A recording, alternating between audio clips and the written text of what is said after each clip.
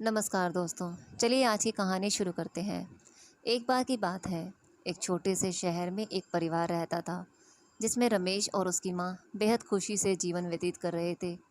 Ramesh auto चलाता था और उससे जो आमदनी होती वो माँ बेटा खुशी खुशी उससे गुजारा करते। एक दिन उसकी मौसी रमेश के घर आई। उसने रमेश की माँ से रमेश की शादी के बारे में बात की, जिसे सुनकर माँ बहुत खुश हो गई। अब रमेश के लिए एक अच्छी सी लड़की की तलाश शुरू होती है। कुछ ही दिनों में रमेश की मौसी को रूपा नाम की एक लड़की मिली, जो देखने में बेहद ही खूबसूरत थी। रमेश को भी रूपा बहुत पसंद आई और दोनों ने शादी कर ली। शादी के बाद कुछ दिन बेहद अच्छे से गुजरे, लेकिन रमेश और उसकी माँ को रूपा के बारे में यह नहीं पता था कि रूपा कितनी लालची लड़की है। रूपा ने शादी के कुछ दिनों बाद ही अपना रंग दिखाना शुरू कर दिया। वह महीने में कई बार किट्टी पार्टी जैसे समारोह में जाने लगी, जिसके लिए रूपा हर पार्टी में नए कपड़े और कीमती जेवर पहनती थी। जब रूपा के नए गहने और कपड़े खत्म हो जाते, तब रूपा अपने पति की कमाई से नए कपड़े और गहने खरीद लाती, जिससे रमेश के घर में झगड़ा शुरू हो गया। कई बार ऐसा होता कि महीने का राशन लाने के लिए जो पैसे होते, उन पैसों से भी रूपा अपने लिए कपड़े और गहने खरीद लाती। एक दिन रमेश ने कहा, रूपा, अपने नए कपड़े और गहने खरीदने में इतना पैसा बर्बाद मत करो।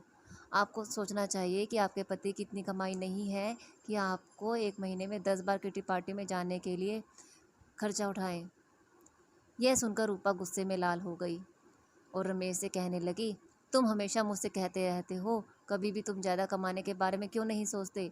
यदि तुम ज़्यादा ऑटो रिक्शा चलाते हो, ज़्यादा कमाई होती और आज से आराम से नए नए कपड़े पहन सकती।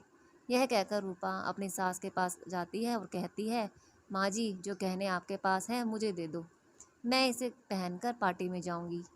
रमेश की माँ ने पूरी बात सुनने के बाद कहा कि पुराने ज़माने में सभी बहुएं अपने जेवर सास को देती थीं, लेकिन तुम मुझसे गहने मांग रही हो। रूपा ने कहा, तुम गहनों का क्या रूपा ने करोगी? कहा, तुम गहनों का क्या करोगी? मुझे दे दो। अंत में रमेश की माँ ने भी अपने सारे गहने रूपा को दे दिए और रूपा उन गहनों को पहनकर किटी पार्टी में चली गई।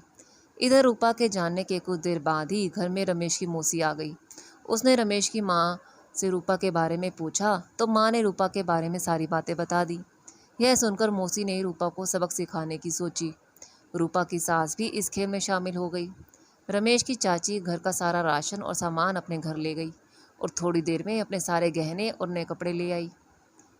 गहने और कपड़े लाकर उन चीज़ों को घर की अलमारी में और कुछ को रसोई में रख दिया और अपने घर जाने लगी। जाते समय रूपा की सास से कहा कि जब रूपा घर आएगी तो यह जेवर देखकर वह तुमसे कुछ पूछेगी, तुम उसको अच्छे से उत्तर देना। उसके कुछ ही समय बाद रूपा किटी पार्टी से घर आ गई और अपनी अलमारी में सभी नए गहने देखकर बहुत खुश हुई।